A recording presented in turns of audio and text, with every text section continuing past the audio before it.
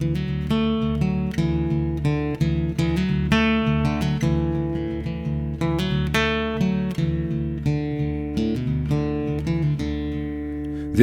is the Storied Outdoors, a podcast somewhere between Lewis and Tolkien and Lewis and Clark, finding clarity in the stories we tell and the adventures that shape us.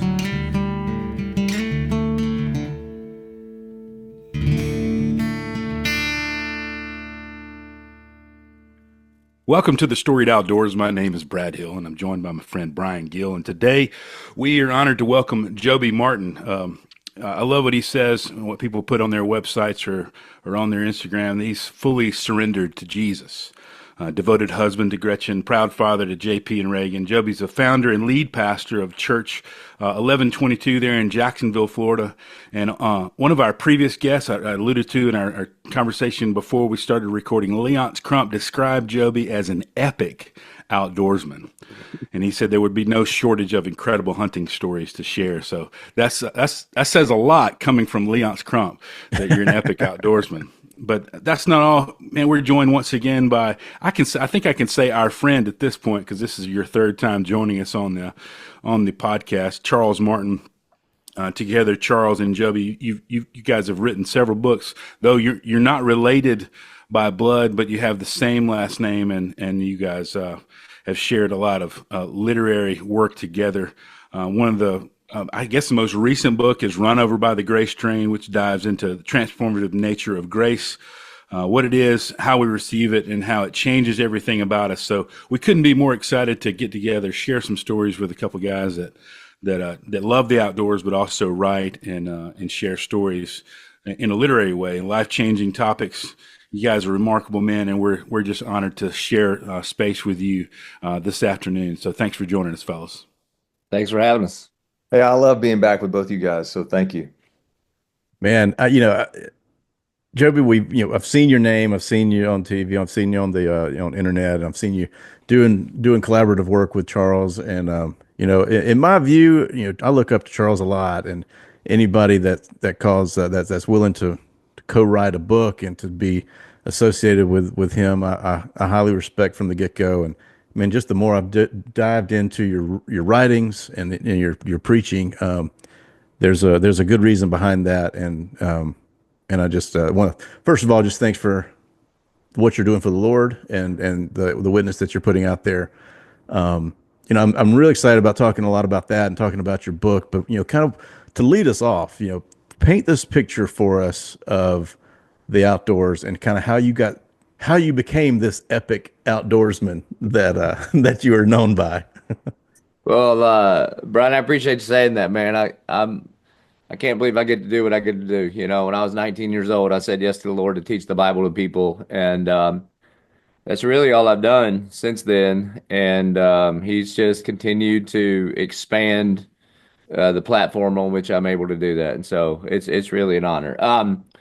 We grew up in a little town called Dillon, South Carolina, and I don't think I knew a person that didn't hunt.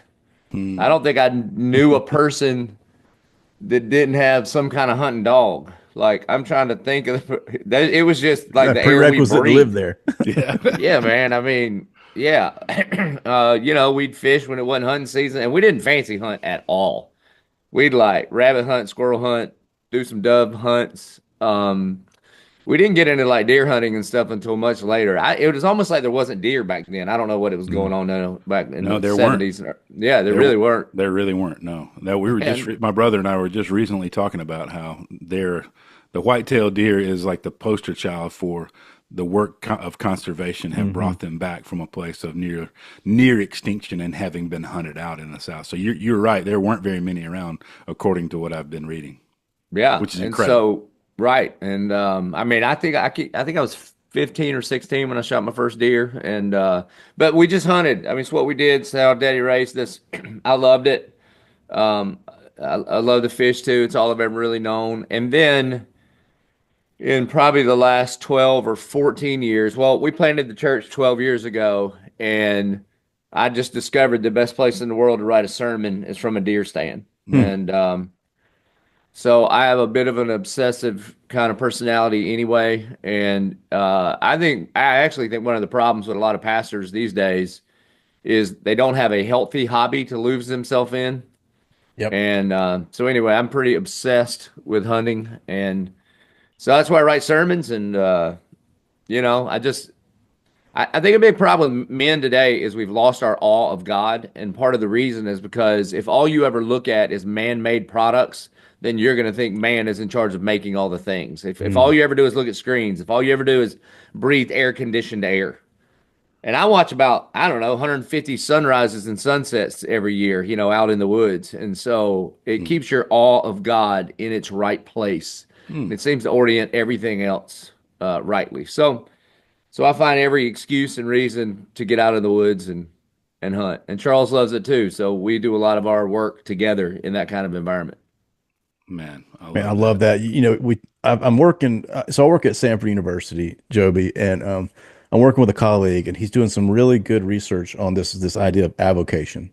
And it's not just it's not what you're called to do as far as your vocation and how God has uniquely shaped you, but it's basically, I guess the easiest way to define it is an intentional hobby and something that brings you life and breath. And I think that you're dead on when you say that. So many pastors, they don't have that. They get burned out, and as a result of not having that something that kind of connects them with the Lord to empower them to do the work that they're doing, they get burned out whenever they don't have this hobby. And Mm. man, kudos to you for seeing that as almost a spiritual discipline rather than just something that you're doing for fun. And especially Brian, especially if you're like a church planter or you're pastoring like a fast growing church, a lot of us are kind of obsessed with that, that kind of Holy Spirit adrenaline Hmm. spike that happens when people get saved, when something awesome happens. And so I see a lot of guys that don't have a healthy outlet, a healthy hobby. They find some unhealthy avenues that give you that kind of adrenaline dump, whether it's talking to somebody that's not your wife or some kind of weird money habits or drink too much and Yep. so it's because these brothers have never pulled back on a 180-inch buck and felt their heartbeat come out of their throat. Man, you don't need to go looking for any trouble when you're trying to, whatever, when you're trying to talk sweetly to a big gobbler and he's strutting down the planted pines, man. There's I nothing like mean, it. I can't. Dude, the first buck I shot this year, I hunt a lot, all over the world. And dude, the first buck I shot this year is in Camden County. Our church has a retreat center about an hour north of the church. It's 3,200 acres and it's just piney woods, man. I mean, I love it. It's my favorite place on the planet. But we can't grow big deer there, right? It might be a 115-inch, 4.5-year-old 8-pointer walks out. And I thought I was going to have to call 911. I mean, it don't even make sense, man. And That's awesome. I Hey, thought I was going to have a heart attack. I'm with you. So my son killed his first deer this year. He was 9 years old. So cool, man. And we're sitting there, and this little spike walks out, and I thought my heart was about to explode. He had to sit on my lap to get it over the gun rest, and he shot this thing, and I was so excited. Like I No knew doubt. he had smoked him, and like he ran off, just lay down right over past the food plot. But Oh, I love it. the excitement that comes from that is you can't find it anywhere else. No. But I caught it in the first turkey that my son shot. It's probably, I don't know, it's been a while now, 7 or 8 years ago. And he's gobbling and coming, but we can't see him. And then he pops out behind this palmetto in full strut. It's about 30 yards. And my mouth immediately goes so dry. I can't, because I'm just using a diaphragm. I can't call. I was like, you got to just shoot him. I can't get him out of strut. So, boom, and I couldn't. I was going, I just couldn't make it. I couldn't do it. And I feel like I can call pretty good, dude, but I get so nervous. It's That's so awesome. fun. So anyway, I think it helps, man. I think it helps. Yeah, that's good. Our mutual friend Kevin Myers was before I got to hang out with them up in South Dakota this year. Oh, good. And he was telling me about how influential your dad was, and like in your upbringing, and just a lot of rich stories about like you said earlier, hunting dogs and fishing. And so he said to ask you about that, and that you would know what I was talking about. Something about a dog falling in the water, and that's all I remember. Yeah, when I was in the first grade for Christmas, my brother and I got beagle puppies, and we ended up raising our own pack, and we would hunt rabbits. And my dog was named Daisy Duke, and his was the Incredible Hulk.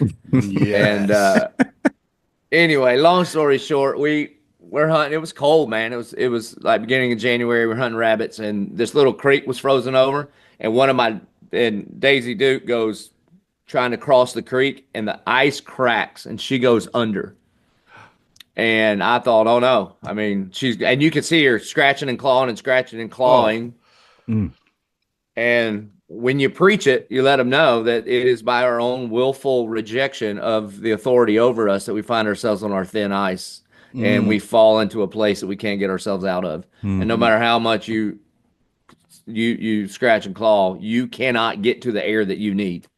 And then my oof. dad, who was right down maybe about 20, 30 yards away, he saw what was going on. And when Daisy got to her, he busted through the ice and reached down and pulled her up. And anyway, I use Mm. it as an example of what our salvation is.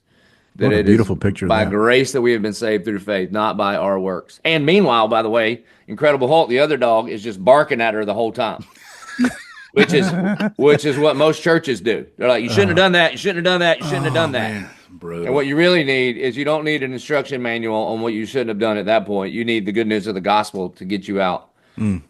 from death to life. So Yeah, Gosh, that's the well story said. he's talking about. the strong saving arm of the Lord to plunge into No that doubt. ice after you. Man, that's rich. And those are the illustrations that you just can't find anywhere else. Can't see that on the couch, can you, Brad? No, you can't find them on the couch. No, no, you can't. I love this. I saw this on a post of yours on Instagram where you talked about turning down the noise of the world to turn up the volume of the voice of the Lord on through this hunt encounter. Can you unpack what that looks like? Maybe Charles has been a part of some of that as well. Can you guys unpack that a little bit? Yeah, Charles knows what it's like to tune into the Lord in the woods. Go ahead, Charles. Y'all were talking about barely being able to breathe. One of my best friends on planet Earth, the guy that I met in college, and he's just he works with Joby at the church. His name's Hank. He came and hunted with us at our farm last week, and Hank was in my wedding, and I've known him 40 years. Okay, and he'd never shot a deer. And I got him in the stand last weekend and sat with him a couple times. And I mean, he's my age. He doesn't need me to sit with him, but he kind of needs me to talk him through the process Hmm.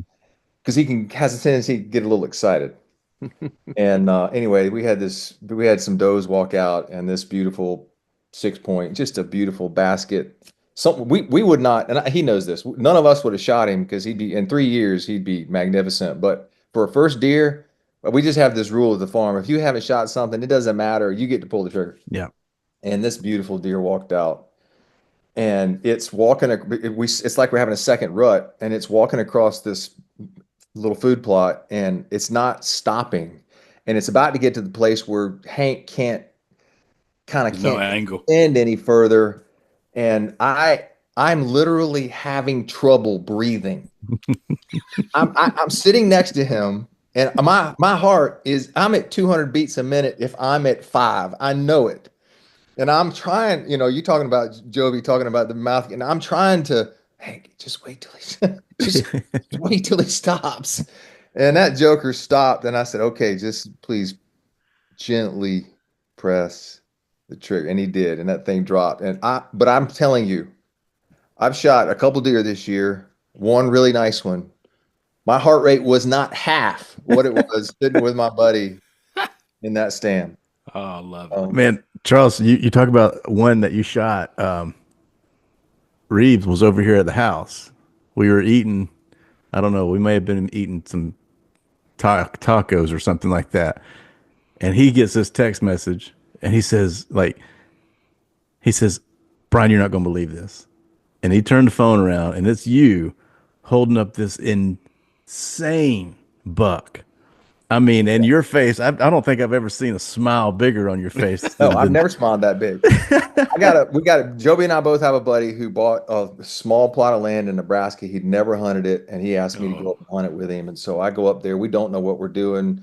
We're just trying to find where the deer are funneling. And sat in a place in the morning, and it was, I mean, it's getting cold and it's overcast. It is a perfect hunting day. Mm. And the bucks are chasing the does, and I had a pretty 8 point run by me. I couldn't get him to stop, but he's a big, I mean, the deer weigh 275, 280. Good They're grief. ginormous.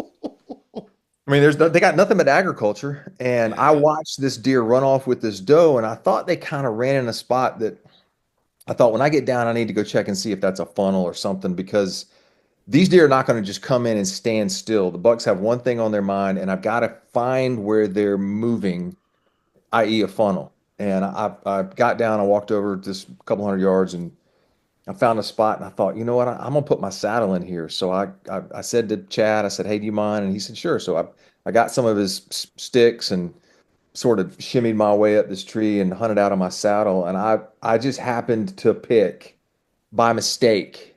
I'm not this good, I promise. I happened to pick by mistake the place where the deer were running. I had a spike run by me, a young 8 point, another 8 point, another doe. Whoa. I'm thinking to myself, holy smokes, I have found Mecca of Nebraska. And You're about hunting in five, Jurassic Park over there. seriously, about 5:10, I saw a big bodied deer back in the shadows and some tall horns. And I couldn't even see. All I know is his body was big and his horns were tall. And my switch clicked and I made up my mind. I'm at least flinging an arrow. And so I had my bow on the wrong side of the tree. I moved it and I just drew. And I had already ranged. I thought where he might come out. I already ranged it. I draw. I'm standing. I probably held, it felt like 5 minutes, might have been 30. I don't know. My story is 7 minutes, but whatever. It was a long time. And he sticks his head out and just his muzzle. And I said, I just need one more step. And he took literally one more step. And I put an arrow through the boiler room. And mind you, I have not seen his horns yet. I've seen the sort of the shadow of them. Yeah. And they look big, Yeah. but and I immediately text Chad and I say, I need some help because I saw the arrow go through him. I get down, I find half the arrow. The blood is good. It's like crimson red. And so we start tracking. We tracked that deer. I shot him with an Exodus broadhead, a 3 blade fixed, straight through the boiler room, entry, exit hole. We tracked that deer. We had to add it up on GPS over 1,000 yards. Oh my Wow. And goodness. it was Wow. like following a horror scene. Sorry to say it on your podcast, but it just was. Wow. We finally, after we get to the end of this field, we finally get to where the blood stops. And at this point, I've got a thermal viewer. I'm trying to just because it's dark, Yeah. Wow. and Yeah. I literally do this, and the whole thing lights up with this because he's laying right there. And then we've got this fun video of Chad going over and counting points, and he stops counting at 17. This is the first time I've ever shot. Listen, nobody was more surprised than me. I was the first time I've ever walked up on a deer and he was exceedingly abundantly more than I possibly could have imagined. And when the next day the taxidermist scored him at 181 and 3/4. Oh my Wow. gosh. Wow. Y'all, Yeah. Incredible. I'm not that good. I just happened to pick the right spot and he happened to pick the wrong spot. And I'm so Well, glad that he did. I'm so glad needless to that he say, did. we didn't get a whole lot of Bible study done the rest of that night. You know, we were just eyeballing that video and that picture that was sent. We were just both and Reeves, he was done. He might as well. I mean, his mind was in Nebraska at that point. So Look, a little bit to your question, and Joby passed me the baton. So let me just say this. I spent last weekend at the farm, our kids hunting, and I'm in a tree with my bow, and it's my favorite place on planet Earth. I just love it. And we had a sunset Saturday night. It's just crimson red, and it's the most beautiful sunset ever in the history of sunsets. And the next night was the same thing, and I feel very small. My conversations with the Lord are really poignant. I'm like, Lord, I can't believe you allow us to do this. I can't believe you've allowed us this. And I know I'm this little and I know you're that big. And I'm just grateful. My gratitude meter pings for some reason in the stand in a way that it doesn't do when I'm sitting in traffic. Mm. Yeah. One of the things when you ask about that encounter, I run a men's hunting trip from our church every year. It's about 25, 28 of us go. There's a place up in South Georgia, we just go deer hunt and duck hunt and quail, whatever. And a lot of these guys are first time hunters, but I talk about it so much at church that they want to be a part of it. And one of the things that's cool is they feel like going with us is a safe place to start. Mm-hmm. Yeah. No, And that's it great. is.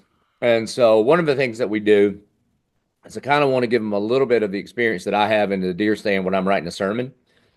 And so we put together a journal. They read through some text and they answer some questions. And every year, dudes come out and they're like, "Did you know you can hear a bird flap its wings?" And I go, "I did, but you didn't, because you've never been quiet enough for a bird to fly over your head and you hear them flap their wings." And so maybe it's not that God needs to be louder in your life. You just need to quiet yourself down a little bit so you can hear what he's saying to you. Whoa. And your life has been so busy and so hurried and so loud that you've missed the flap of the bird wing right over your head. Mm. And it's been happening your whole life, bro. So I love it. I love it in the woods. I pray better. I pray longer. Like Charles said, my gratitude list is longer in the woods. We had one guy come out of the woods, Cookie, Charles. Yeah. And Cookie said, "I'll tell you what, I don't know about you, but it's hard for the devil to find me in the woods." That's a good line right there. That's good. That's good. That sounds like a good T-shirt right there.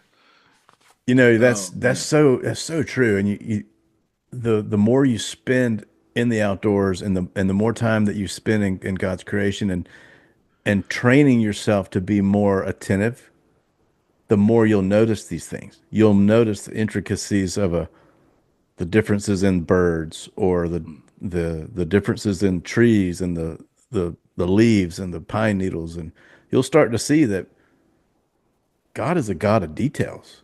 And the more you're in that world, the more details you understand, and the more you notice. Maybe I even the also flap think, of a bird. yeah, I also think it's really important. Well, I know for like me and Charles and you, Brian, if you're a professor, researcher, whatever, we work with our minds most of the time, and oftentimes I think when you work with your mind, you need to rest with your hands. Yeah. And if you work with your hands, you should probably rest with your minds. But one of my I love it all, dude. I love hanging a stand in August. I love cutting, shooting lanes. I love planting a food plot. I love shooting a deer. I love to blood trail it. But pretty much every time I hunt, when I get finished, I've always got a bunch of errands to run too, like fill some feeders or change out some batteries or maybe just go scout a little bit. And nobody in the woods calls me Pastor Joby. Nobody asks me a question. Nobody has a crisis. It's just me and some corn and a feeder or whatever some of the mindless things that I have to do, and I love it, man. It helps me stay in a really good rhythm, Yeah. in all that God has entrusted me to do. Yeah, isn't that wasn't that is it Abraham Heschel that said that I've heard him articulate something similar to what you said, Joby, and he equated it to Sabbath. You should, if you work with your hands, you Sabbath with your mind, and if you work with your mind, you Sabbath with your hands. I love what a great practice, that we should, whoever's listening, maybe you need to hear that and put that into practice this next year of finding ways to Sabbath different than the way that you work all the time. Yeah, and it's different than just vegging out on the couch watching college football. Oh yeah. I mean, that's different. You're not going to be the same kind of tired as you are if you're working in the hunting woods and you're raising tree stands and you're lifting 50-pound bags of corn and you're, doing all this stuff, cutting shooting lanes. That's a good tired. Right. That's the kind of tired that's going to rejuvenate you. Vegging out in front of TV. Now, I know you guys are Georgia fans, so y'all have a lot better experience than me as an Auburn fan. No, so your year has been stress free, man.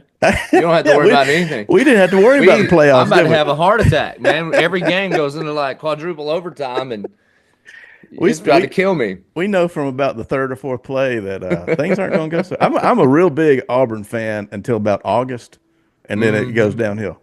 Hey, that's all right. It's basketball season, man. Y'all are a basketball school. You'll be That's great. right. Yeah. That's our only hope right now. That's amazing. But no, it's When a I different kind of tired. It's a different kind of Totally. yeah, rejuvenation and rest. And, it's something that you can't get just staring at something man-made like you were talking about, Joby. no.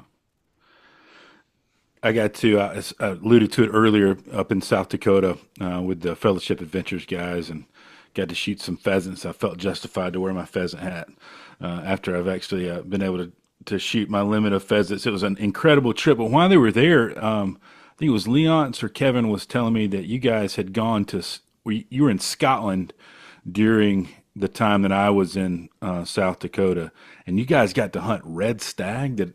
Is that right? Can you Yeah, share a little bit of that? Because that sounds incredible. it is everything you dreamed it might be. Go ahead, Charles. Well, we were on these, we were in these hills that are rather storied, to tell you the truth. Mhm. They have been hunted by gamekeepers and members of the crown and royalty for hundreds of years. I don't know. Yeah. So you're walking across these hills, and there's a lot of history that you're walking through. And these things roar. They during the rut to keep their girls around and to attract new ones and to keep the other guys away. They roar, and it's an amazing, like you think to yourself, how does that come out of a deer-like animal? I can understand it coming out of a lion or some sort of cat-like thing, maybe a tiger, but and it echoes through mountains. Like they can be another mountain over. Wow. And so anyway, we get out of the truck and it's Scotland. So the weather is not Florida, and it's cold and it's spit and rain sideways, blowing 30 to 40 miles an hour. Am I lying, Joby? Nah, man, that's it. And Lovely day in Scotland. That's what they'd say. just a lovely day. And you're walking on tundra. It would be like if somebody took the carpet in your room and put all of the balls off a pool table underneath the carpet and told you that's what you're going to walk on for the next 10 miles. And so you just start walking, and it's a wind game because I mean, there's a reason they're out there because they can see what's coming, they can smell it, they're phenomenal. And it's not like they just let you get up close. Mm. And so yes, we were able to shoot some phenomenal stags, um, which was awesome. But my favorite part of this story, and I'm gonna pass the baton back, my favorite part of this story is what happened to Joby on his day when he goes. So Yeah, so we did this trip 3 years ago. It's pretty great too because we bring our wives. We stay in this like it looks like a castle to me, but they say it's a manor or something. And so the girls do stuff all day while the boys go hunt. Then we meet up for dinner. It's just really, really great. So it Sounds doesn't like like count a against you as a blast. hunt trip. You know what I mean? So it's win-win. You don't have to bank that one. Right, right. So 3 years ago, we're in the same place, staying in the same manor, hunting the same highlands. And I was actually on a sabbatical that my church had given me, and a group of us was there, and one of my best friends, who I led to Christ 12 years ago, he's a general contractor. He built all of our campuses. Great, great guy, and he has a massive heart attack in the Highlands and passes away on the trip. Oh no. Like Wow. we go out in the morning, we come back. I'd killed one. He doesn't come back. The Scotland Yard shows up and say Bradley didn't make it. So it was, I mean, pretty big shocker. So on Wow. the anniversary of that, of his passing, we go back to the same place, same hill, same area. Mm. And on the last day of the hunt, my guide was the guide that was with Bradley and did CPR on him. And so this is the Oh last guy wow. that ever like laid his hands on Bradley alive. Wow. And we probably hike up these highlands 8 to 10 miles a day. I mean, it's something, man. And so we find a couple of mature ones, belly crawl about 400 yards, everything's soaking wet, no matter what. Get up on this hill. The one that I'm looking for is bedded down. We waited there about an hour and a half, which it seems like, dude, it's hard to. You're on the side of a hill. You're trying to stay good enough that when he stands, you can get the shot off. So anyway, while we were there, another one feeds in, and And the guide says, "What do you think about two?" And I go, "One for me, one for Bradley. What you think?" He said, "Let's go." Mm. And so he roared. Mine, the first one stood up. I dropped him, and they only used a 6.5 Creedmoor on this like 500-pound red deer. It drops like a sack of potatoes. I rack it. They also hunt suppressed, so he didn't know where it was coming from, and I was able to drop the second one. And so I had mine and Bradley's. Dang. Hike up to him. My guy doesn't know the Lord, so I'm always trying to like share the gospel with him. And I was like, "All right, dude, we got to pray." And I cried and he cried. And I thank God for that opportunity and for having a friend like Brad Bowen in my life. Mm. And it was a really, really special moment on that, in the Highlands of Scotland, not far from where William Wallace grew up. That's where we were. What an incredible hunt, man. Wow. Now, did you? It's hard for me to when I see a stag, I think it looks AI generated. The amount of That's a horns fact. and the amount of mass on these animals, it's not like an elk. I mean, elk you're gonna have at best a 6x6, maybe. But these things have like 10, 12 on each side, and they're just coming out everywhere, and there's bigger than baseball bats. They look like logs. I mean, how big were these things? The So antlers? the ones we're hunting in Scotland, the ones you were describing, those are like the New Zealand Yeah, yeah, yeah. freakazoid stags. Yeah.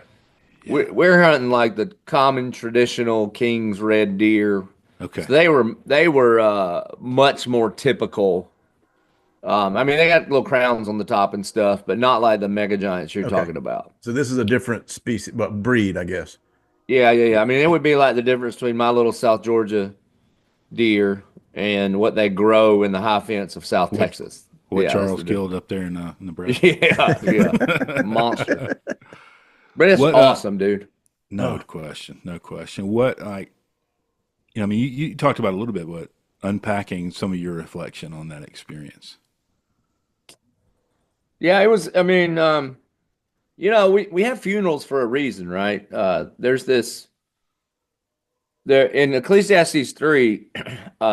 Solomon walks through all of these different feelings. There's a time to live and a time to die, and a time to rejoice, and a time for sorrow, and a time to cry, and a time to dance. And feelings are great, and they're great to navigate life. And honestly, a part of when we gather together to do a funeral or celebrate somebody's life, that's a part of what we're doing. It's just giving space for that. But there's this kind of random verse. It seems random, but it's not in there. And it says there's a time for gathering stones and throwing stones away. Well, one of the things I asked the guide to do was stack 12 stones where Bradley had last touched off from this earth. And it was just a good moment for me to go up on that hill and gather all those good memories that I had of me and Brad and him coming to Christ. I baptized him on a mission trip. I mean, lots of good memories to collect. And then also to just kind of take those memories of, I mean, weird stuff like you don't think about this, but when your friend dies in Scotland, you got to get all his stuff back home. So we're in the airport and there's his suitcase and there's his golf bag and there's his hunting bag. And you know what I mean? And so it just kind of gave me an opportunity to take those stones and just scatter them and throw them away and be like, these aren't the things I have to remember anymore about my friend Brad. I'm going to remember this moment right here. And not dumb stuff. He's not looking down on me. What a waste of time that would be. He's in the presence of the Almighty King.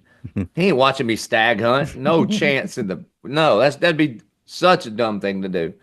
He is completely enveloped in the perfect love of God, purchased for him through the blood of Jesus Christ. And so it just gave me a moment to just kind of reflect, appreciate that the Lord would let me be his friend for so long, cry good, and then drag our stags to the truck. Let's go. Wow.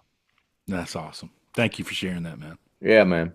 Man, and one of the things that Brad and I talk about on this podcast, and we've talked about it when we've had a chance to speak at, wild game dinners and things like that, is one of the purposes of this thing is to remember these stories.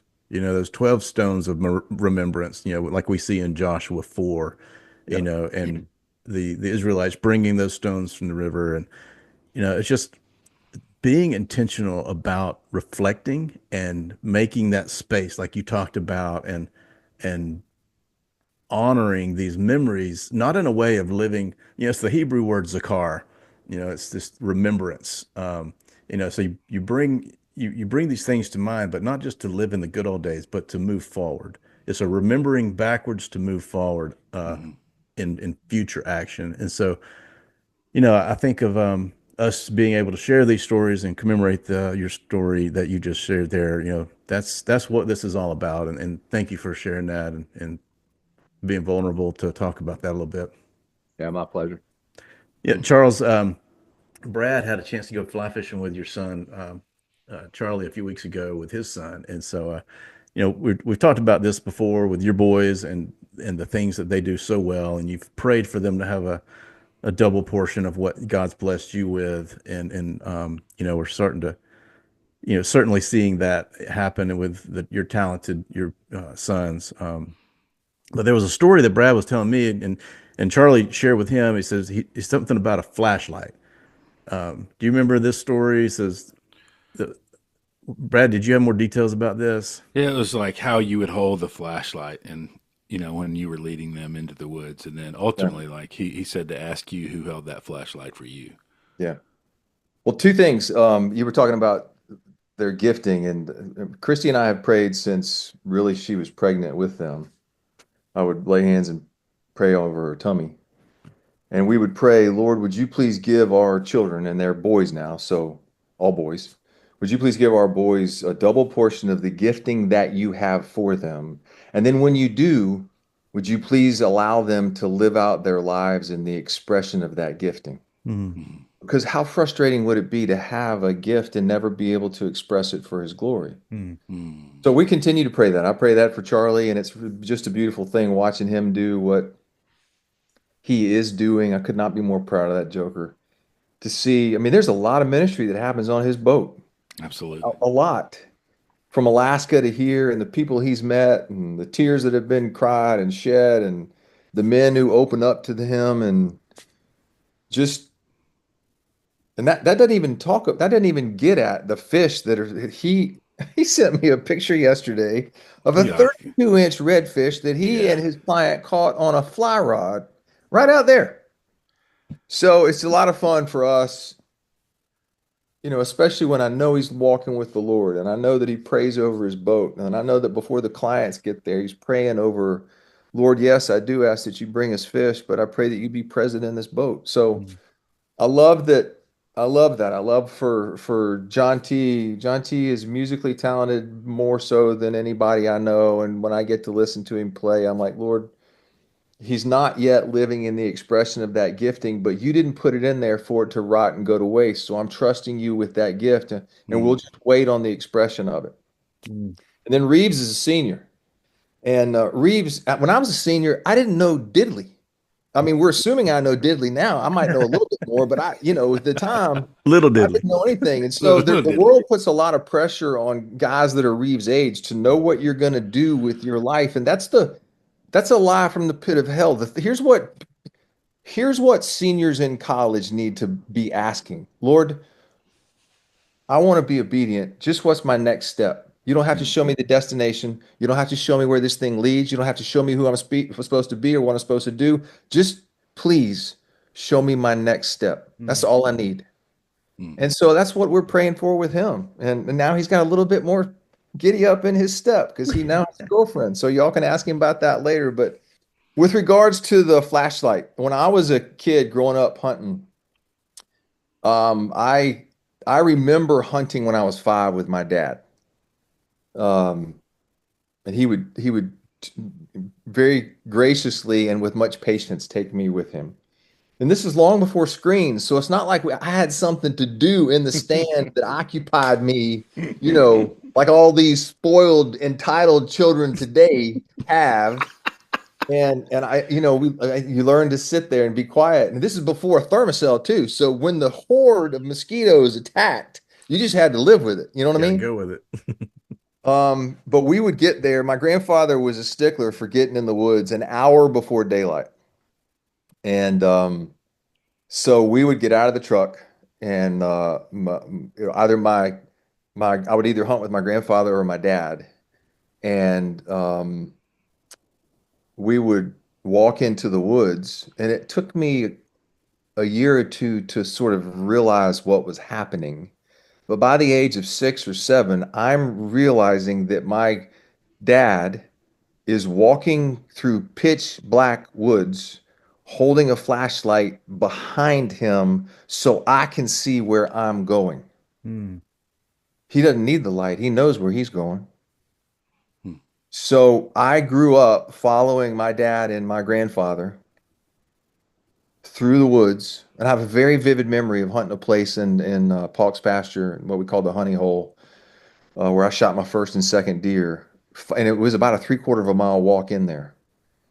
And I remember walking in with my dad, and he's holding the light behind him, and I can see because he knows where he's going. So it was just a Mm. yes, I did it some with my boys. I don't know, Mm. maybe I'm not the woodsman that because there's some times when I needed the light up front to kind of know where I was going.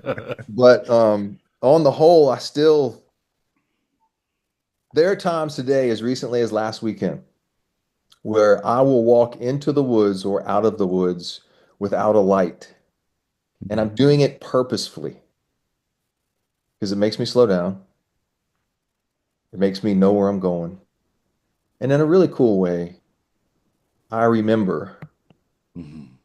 my dad and my grandfather. And I did that on purpose last weekend. I was walking out of a beautiful place and I just walked out slow in the dark. Mm. Mhm. Isn't that a special time? It being in the early morning or late at night, the sun's not come up yet. My son and I went a few weeks ago, and it was the day that he killed his deer. He killed it in the afternoon, but this was the morning hunt. And I turned off the flashlight. We were standing in this big field, clear sky. Orion's belt was very vivid right over the pine trees, and we just stopped. We were probably half a mile from our tree stand. We stopped and we said, we just listened. And like right when we stopped, we heard some barred owls off in the distance hooting back and forth. And it was just like that was one of the things of the whole day that he remembered. And he wrote about it in his little journal at school. And he's talking to his teacher about it. And like that was special, just turning that light off and being present. It wasn't like we had a destination. We were just there and being. Um, I love that image. I'm honestly, I'm not as good a man as your dad. I'm using that flashlight to look around the woods, make sure there's no bears that I'm running up on. So I might need a second one, maybe a headlamp to put on the back of my head as I've got my Yeah. own light in the front. Yeah. We sort of hinted at it, but I think it'd be fun to double click on this. What is it about these kinds of stories and adventures that seems to burn into a kid's memory like that? Um, so, they remember. I mean, Charlie said he remembers things that he did in the woods more than he remembers like Christmas, Christmas gifts and things that they had gotten. Or even, I mentioned in one of our last conversations, trips to Disney. Like my kids don't go, do you remember that ride we rode at Disney? I mean, they had fun when we did that, but that's not what they recall. They recall, do you remember when we were in the Smokies and we saw this, or when we went to this national park and saw that, or Liam will always say we had this one opportunity. We had this one time when my boat stalled on me in the intercoastal waterway, and there was a ship coming, and I mean a tanker ship Mm. coming, and it's honking at me, and my trolling motor's going, but it's like we're on a treadmill. It's like we're not going anywhere, and man, my heart is beating fast. But we're actually moving. It just doesn't seem like we're moving fast enough. And after it, my son's like, "Did we almost die?" And I was like, "Well, if Dad hadn't charged the battery for the trolling motor, we'd have been in big trouble, pal." But he remembers those moments, but not the others. And I guess what I'm leading to, I mean, Charlie said he's like killing his first deer. Killing a 10 point. The 1,000 times, Charles, you ask him, do you have your harness, or is your safety on, or is the chamber clear? Why is it that we remember those things so much more than, and I think you alluded to it, Joby, of like the fabricated things that man's made. What is it about that singes into our memory? Um, anytime we align ourselves with the way God created this world to work, It does just seem to go deeper. I mean, I think John Eldridge is probably the guy that made it most well known that man was not created in the garden. He was created outside of the garden and placed in the garden. The woman was created in the garden. That we are wild at heart. There's something in the heart of every man that comes more alive, or it ought to, just out in the woods. And then if you get down to just the primal nature of mankind, man, for a few thousand years, man, you can't go to the grocery store and just pick out what you want to eat. You got to get out of the woods and go get your food. Mm-hmm. And I can remember the first little doe that JP ever shot. It's probably a 90-pound doe or something. He's always been a really good shot, which is great. So he drops this doe and we clean it and put blood on his face and do all the stuff. And then we go and have it processed. And I mean, what is it? Probably like 30 pounds of meat or something you might get off a 100-pound doe. And so he's like, Dad, can I take a magic marker and go into the freezer and mark my meat? I'm like, yeah, buddy. I probably got 1,000 pounds of meat in there. He probably might mark 600 of it. I think this is my This is mine. This is mine. right. But That's the mine. That's first mine time, too. yeah, I'm pretty sure that was it. It's like an elk backstrap. It's like, that's my doe backstrap, whatever. But the first time Mama cooked like some deer spaghetti, I'll never forget. We just sit down and he takes a little bite and then he immediately just checks, especially the girls. And he's like, all right, he's got a little sister too. And he's like, how's that spaghetti, girls? Why? Because God has put this thing in this young man to be a provider and a protector. And it's not only recreational when you go out in the woods, and it's not only mentally therapeutic, but it has a lot to do with if the zombie apocalypse hits, man, I know I can take care of me and mine. With the Lord's provision, I can go do what Acts 10:13 says to do: rise up, kill, and eat. And there's something about it. There's something about the primal nature of life for life that God put in you. Mm. Yeah, so funny. I think that you're right. I mean, that's just in us. I mean, I guess it was about a year ago. My son and I were cutting some firewood, and I was holding on to the chainsaw, and I let him put his hands on top of mine just to kind of see what we were doing. We were covered in sawdust, and we brushed ourselves off, and Charles looked at me and he says, "That was good. Let's go inside and tell the women what we did." Oh, love it. And That's so I was like, amazing. man, he was proud of the hard work that he had just done, and he wanted to No tell doubt. somebody that he could provide. He's a provider. That's good. That's good work, man. That's amazing. Something I'm cognizant of, something that my dad introduced me to without really using words, and something I've latched on to with our boys. Let me give you the reason for what I'm about to say, what I'm about to say. When Jesus is 12, his parents bring him to Jerusalem for Passover. They spend Passover, they pack up, they leave, they get a day's march outside of Jerusalem, and Mary looks at Joseph and says, "Hey, have Jesus with you?" And Joseph's like, "Nope, I thought he was with you." Turns out he's not with either one, which really makes you feel good about your parenting if you've ever left a child someplace. So they turn around and march back uphill, a day's march into Jerusalem. Then it says after 3 days. So think about Mary pulling her hair out for 3 days. They can't find him. And then they finally find him on the southern steps. Same place Peter gives the second best sermon in Acts 2, probably where the terrorist Saul held the close of those stoning Stephen. Pentecost occurs here. 12-year-old Jesus is debating with the learned men of the day, and they can't compete with him. And Mary and Joseph find him, and they say, "Did you not know that we would be worried about you?" And they're basically saying, "Yo, why didn't you come find us?" And Jesus, in perfect, we know grace and truth are poured out on the lips of Jesus. And so he looks at his mom and says, "Did you not know that I must be in my father's house?" What's the first time a Hebrew boy has ever risked saying the words, "my father's house," with regards to the Lord of hosts, God Almighty? Because The way the Pharisees had interpreted Leviticus, it was blasphemous to Mm, call Almighty God Father. Mm. 21 years later, these same men that he's arguing with will gather on that same hill and Mm. they'll kill the man that boy becomes because he claimed to be the Son of God, which he was. mm, During that time, though, according to the Gospels, we see the single greatest revelation of Jesus, more so than the kingdom, more so than he talks about money. We see Jesus referred to God as Father 189 times, as recorded in the Gospels. He is trying to reveal to us, and he says this in John 17, so that they might know the love with which you have loved me. He is trying to take all of us and return us to our Father, and he wants us to know Abba the way he knows him.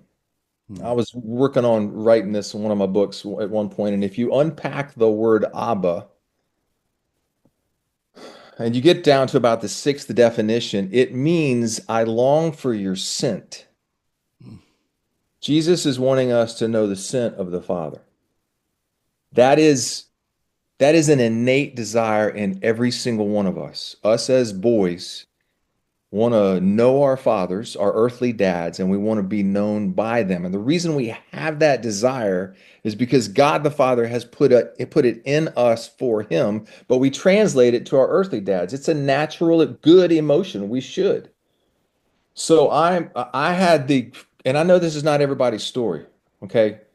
My dad didn't give me a reason to be rejected by him. My dad didn't hate me. My dad loved me. My dad poured out himself for me. So I grew up with a dad who loved me really well. Now that doesn't mean he didn't discipline me, and I got a bunch of that because I deserved it. But he loved me and my sisters really well. So my model of fatherhood, I've drawn a lot of it from my dad, and I'm in all my time with the boys and all of our woods, fishing, whatever. Yes, I hope we take big deer, and yes, I hope we catch big fish. And but at the end of the day,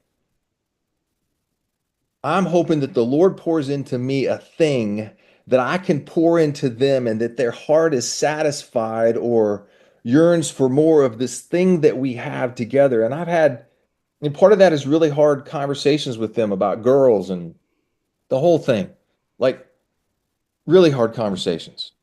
But I have that place in their heart where they trust me enough to let me dig into that. And even today, when Charlie's 27, he's 6'3", he could wrap me in a pretzel. Actually, all of them could. But I'll even today, if I'm picking up on something, I'll say, "Hey, can I be your dad a minute?" And he'll nod. And I say, "Do I have access to your heart?" He say, Mm. "Yes, sir."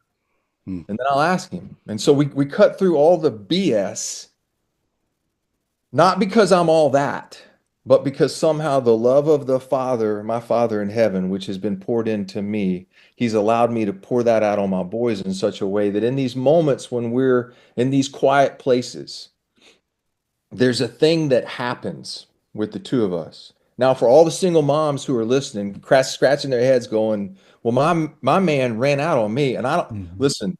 The grace of Jesus is more than enough for you to raise that boy into the man that God desires him to be. And Mama, you got it.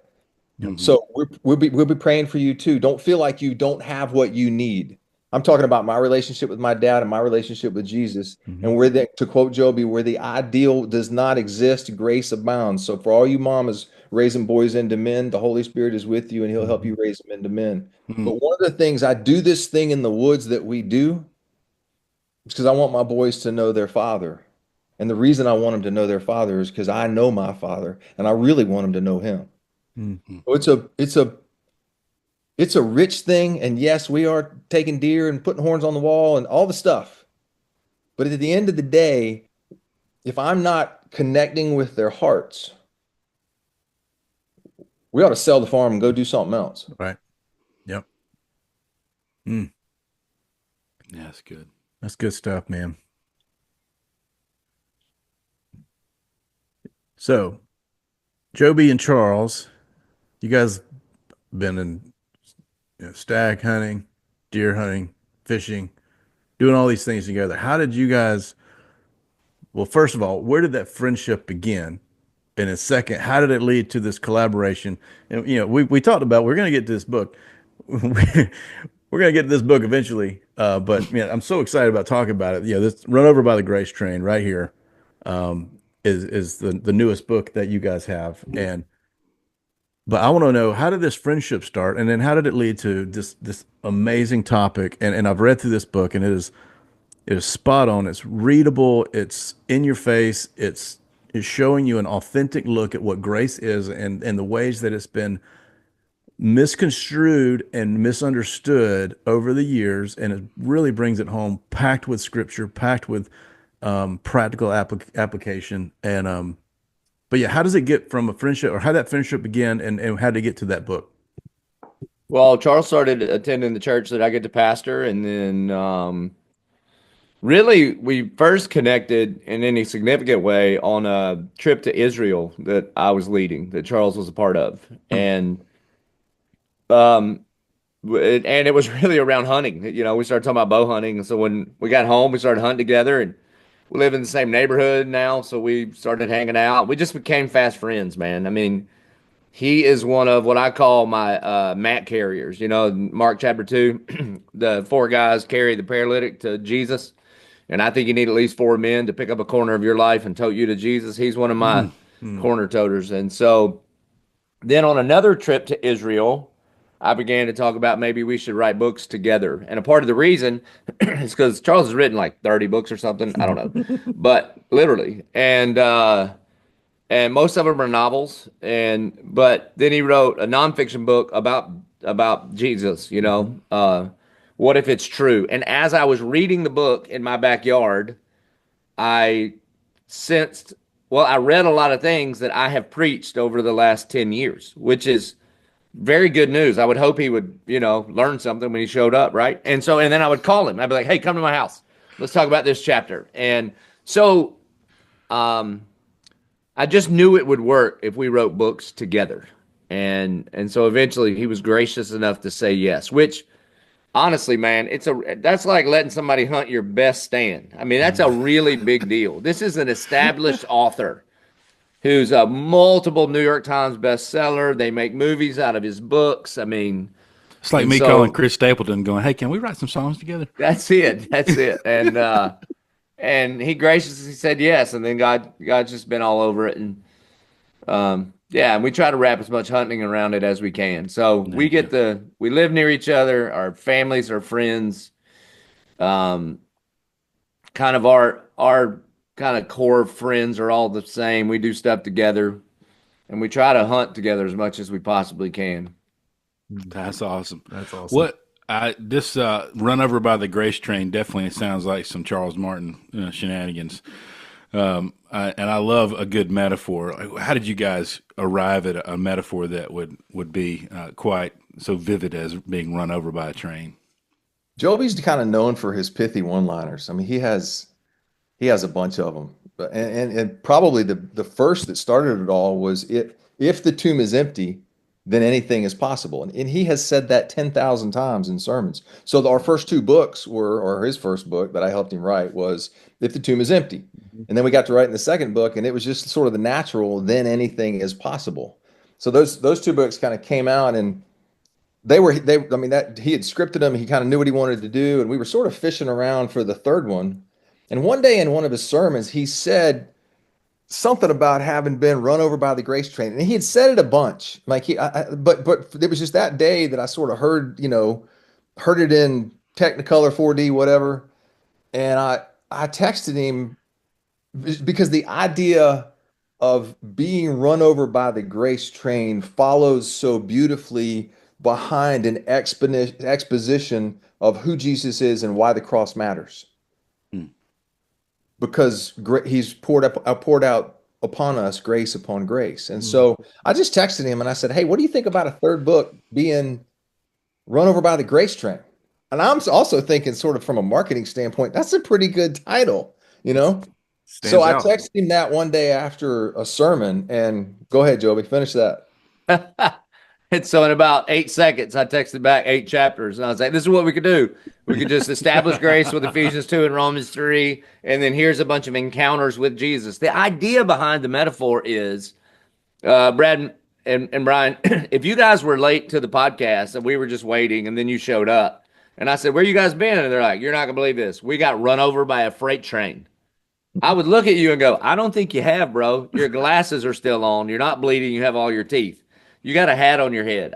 The external evidence doesn't look like you've encountered something that powerful. Yeah. And we got No, people sitting in church. I live right by the train, so Yeah, you know. Yeah, Google train hits cow. That's a fun Google. And yet we have people all the time that claim to have met Jesus and their life doesn't change at all. And he is infinitely more powerful than a grace train. This is the anti-cheap grace book. That's what this is. that's good. Man, the chapters alone, I mean, just the ones that just from the title and then the little subtitle, those are strong in itself. And then you go into this deep dive of what this looks like, and and you're not going to read this and walk away with an unclear being unclear of what this means. You're not going to leave after you read this book unclear of the love of God and what He has for you. But I love what you all have done with this, and I'm so excited. I'm thinking about honestly going through this book with another with a group in the spring and of college students, and so that would be. I mean, we've read some stuff, and but this would be right up their alley. We talk a lot about, and we've talked with Charles about this before. We talk a lot about manhood and what it means to be a man, and we have a lot of male listeners. We're about 75% male listeners to 25% female. And so I don't want to just, single out the men and who are listening, but that's something that we're really interested in. Brad and I both have sons, and you both have sons. And there was this line that you said, I'm not sure which chapter it is. It's about halfway finished. It said, he's talking about sexual sins and sexual encounters with premarital sex and things like that. And it says the privileges of manhood and not the responsibilities of manhood. That stopped me in my tracks because I thought about that. It's like, how do you define what it is to be a man? And so it's this idea of these privileges, but also the responsibility. Being a man has responsibility. It's not just this idea of, oh, now that you're this, you get to do this. It's not just these things that. No, there's a responsibility. There's a real calling in becoming a man. Can y'all unpack that a little bit? I want to dive into that a little bit. Yeah, it really leads to our next book. We've got another book coming out next about this time next year. Well, in October of next year, called "Stand Firm and Act Like Men," and it just unpacks what the Bible says a man is. In 1 Corinthians chapter 16, Paul says, "Be watchful, stand firm in the faith, act like men, be strong, let all you do be done in love." And I think the act like men is like the hub of the middle of the wheel. And those other imperatives are what it looks like to be the man God has called you to be. It's a high holy calling to be a man, just like it's a high holy calling to be a woman, right? And that men and women are to complement one another, not compete against one another. It was God's design and idea. And that men are to be prophet, priest, servant, king, provider, and protector. That's what we are called to be. And it is a great responsibility. And the reality is, man, when men lead and love well, everybody flourishes. And where fatherlessness increases, so do things like governmental control. And our primary problem in our country right now is that men are not acting like men. If you think about it, virtually every nonprofit in our country started because some man didn't do what a man was supposed to do, take care of what he was supposed to take care of. And the only way to stand up and act like a man is to bend your knee to the God-man, Jesus Christ, and be who he has called you to be. Now, listen, the four of us kind of following this caricature of manhood, right? We hunt, we fish, we all have fine beards. I'm sure we drive trucks and have guns and all the things. None of that makes us men. It makes us awesome, but it doesn't make us men. What makes you a man is being the kind of leader that loves and takes responsibility like Christ did for his church. And so that's what we're calling men to. In fact, all next year at 1122, the focus, every sermon is not going to be towards men, but the focus for the year is that we would stand firm and act like men. In fact, from the first weekend in January all the way to Palm Sunday, we're going verse by verse through First Timothy and Titus, because that's Paul trying to raise these boys up to be the men Yeah, God has called them to be. absolutely. And so anyway, that's what we're doing here. Man, gosh, that is strong. That's exciting, man. That is so exciting. And so I guess that's going to mean that we need to probably do another wrap up. I mean, another Another episode with you guys. No problem. That'd be pretty fun to do. Talking about Absolutely. Jesus and hunting, I could do this all day. Well, Charles, he summarized all of that, but as you are a part of this, what's been something that you're excited about with this new book? One of the images that I felt like the Lord painted in my mind's eye as we worked and, you know, tried to find a way to put these chapters together in such a way that paint a right biblical view of manhood. We have a cultural view of manhood that says if a boy can shave, he's a man. Mm. It's not true. He's just a boy who can shave. A man is Ephesians 5, somebody who lays down his life for a daughter of the king like Christ did for the church. And when you're willing to make her stuff more important than your stuff and lay down your life for her for the rest of your life, then you're starting to take a step toward manhood. One of the images that I felt like the Lord revealed was all of us come to Jesus. I mean, we start out as rebellious, mutinous traitors. All of us until we surrender to Jesus and cry out and receive the shed blood of Jesus, we are housed in the kingdom of darkness.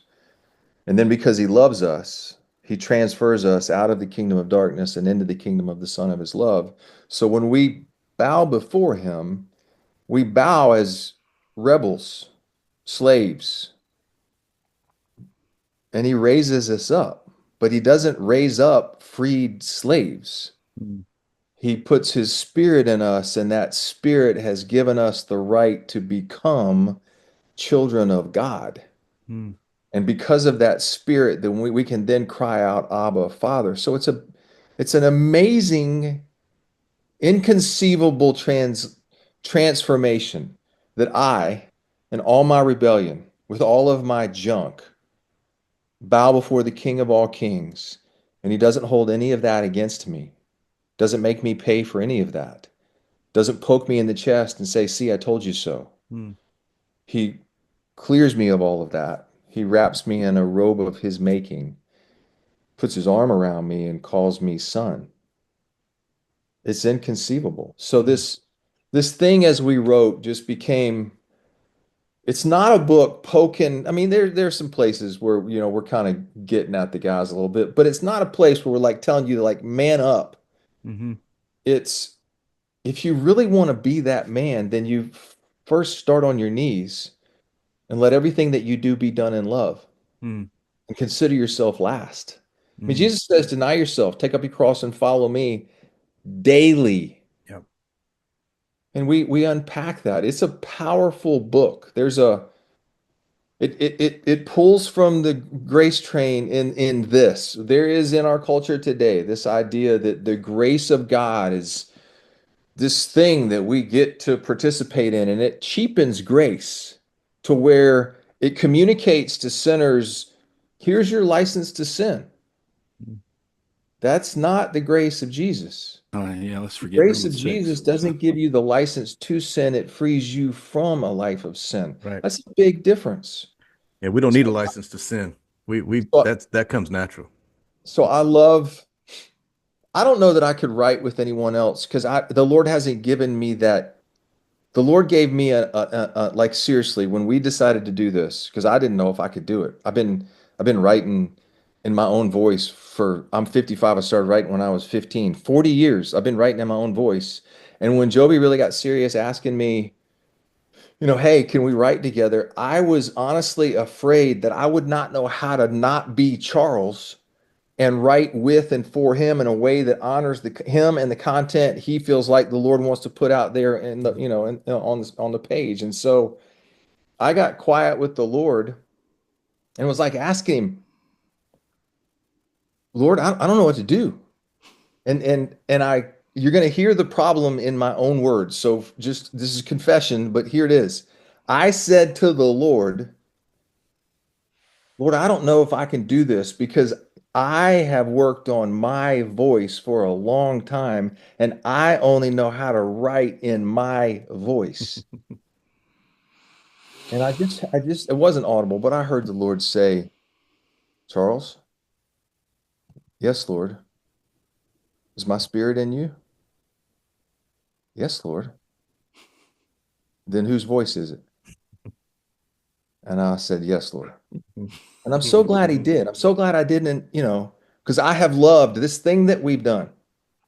I cannot tell you how much, like y'all get to read the books and y'all may spend, whether it's on Audible or reading, you may spend 8, 10, 12 hours, whatever. But I'll spend 4 months in here, 3 to 4 months, whatever it might be, sometimes longer, in here in my chair, 5, 6, 7 hours. And I'm marinating in this and I'm in the word and it's like the Lord has allowed me, the Lord has allowed me this thing, and it's a beautiful, there's not a seminary on planet Earth that I know of that I could attend that has allowed me to have what Paul calls in Ephesians 1. I pray that the Lord will give you the spirit of wisdom and revelation and the knowledge of him. There's not a school I think I could find where the Lord would reveal himself to me in the way that he has through me and that joker right there working on these books and trying to figure out how do you say this in a way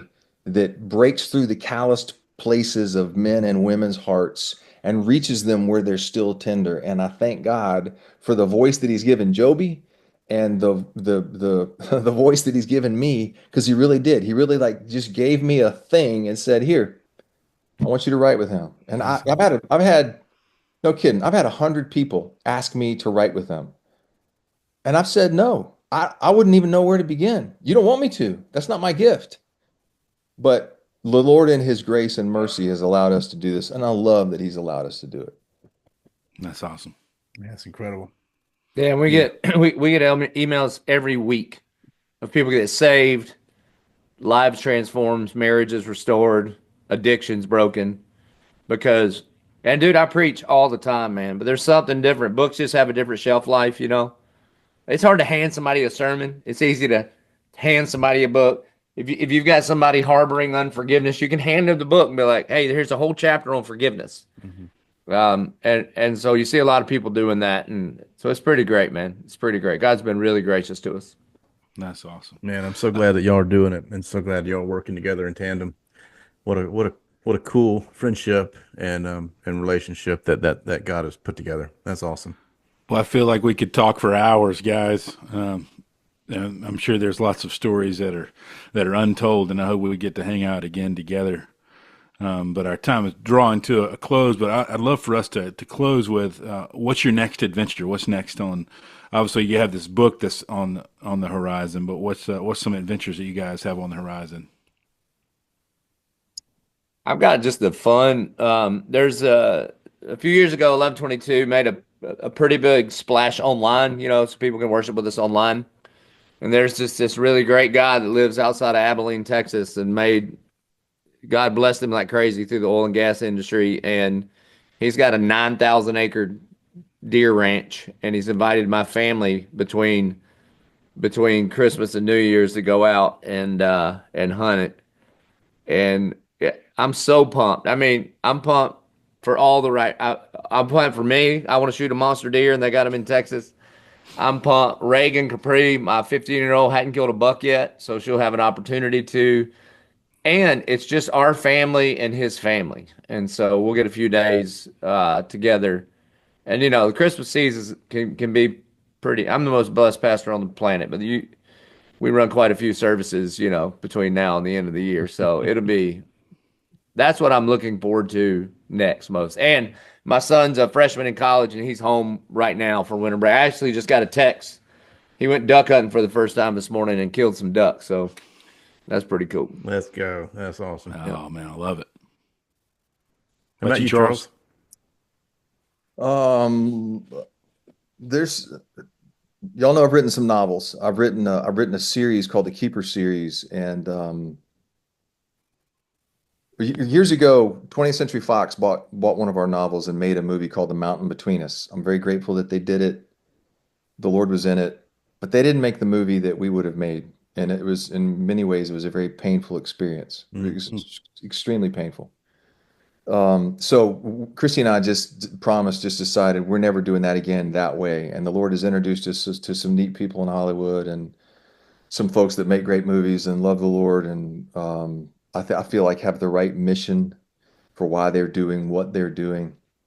And so the Lord has partnered us up with them. And we've had some wealthy folks come along lately and want to put a little bit of development money behind us. So last night we signed the paperwork to create the Keeper Series Productions LLC, and we are like well down the road of development on. We have now 3 treatments. We're working on a screenplay, talking to studio folks, and Hollywood's a different world. It's a crazy thing. I'm learning a lot, but the cool thing is the Lord has allowed us to, at least at this point, stay in control of the story. I'm not trying to make it all about me, but I am trying to make a movie based on Murph and Bones. And if you want to go make your movie that's different than that, great. God bless your ministry. But me, I feel like the reason Murph matters is the same reason the shepherd matters, who leaves the safety and comfort of the 99 to go and rescue the one dumb sheep that got itself lost again. And the reason for that is because the needs of the one in that moment outweigh those of the 99. So that's why we're doing what we're doing. That's awesome. That adventure pretty much started yesterday. We'll hit the ground running come January with a script, and it's fun to kind of finally get some momentum. But here's what also excites me, and maybe even more. Joby and I got a letter from a lady, I don't know, 8 months ago, 9 months ago, something. I don't know, a year, I don't know. And she's on death row. Hmm. And if you were to Google her, your stomach would turn, and there's a hurting family out there, and it's horrible. It's massively horrible. And she was convicted and put on death row, and somehow or another she got a copy of If the Tomb is Empty. She read that, and then she read Anything is Possible. And I think when she read Anything is Possible, she realized that she was not beyond the shed blood of Jesus snatching her back, and she surrendered to Jesus. And she wrote Joby, and via extension me, a letter talking about her and who she was and her repentance. And she says in there, if Jesus Christ is not the answer to the problem that is mankind, there is no solution and there is no answer. So while I'm excited about movies and while I'm excited about books, I'm more excited about a gospel which finds its way into death row. Because here's the truth. Here's the God's honest truth.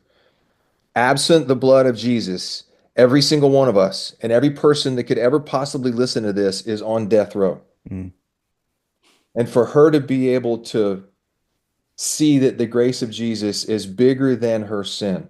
Because all of us look at her and we think, well, I'm not that bad. The truth is, we're equally as dead. It's not a question of good or bad. It's how dead are you? Well, dead is just dead. Yep. And she was dead in her sin. And God did a thing and made her alive. And we're going to be in heaven with her.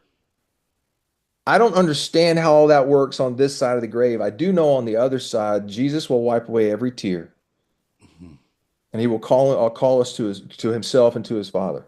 Mm. And I get excited about words that have power, that do not return void, that somehow the Lord would take two broken jokers like me and Joby, and he would speak through us, and that people dead going to hell would fall on their knees and cry out and surrender and call Jesus Lord. And their eternity is changed forever. And we're going to get to hug these people in heaven. Mm. So I'm really excited about that. Amen. Wow. Amen. Amen. Well, I can't think of a much better way to end than that, man. That's fantastic. And man, I'm just appreciative that you guys carved out some time to share stories with us and share bits of your life with us and share some cool news. We're very excited about both of those adventures coming up for you, and look forward to what the Lord has in store. And I think we get to share those stories, and hope these things, encourage the people that are listening to get outside, to live some life, to share some stories, write down those stories and adventures in the place we love to call the Storied Outdoors. If you've enjoyed this podcast, please take some time to leave us a review, or better yet, share it with a friend. We hope these stories encourage you to write your own stories and share your own adventures in the Storied Outdoors.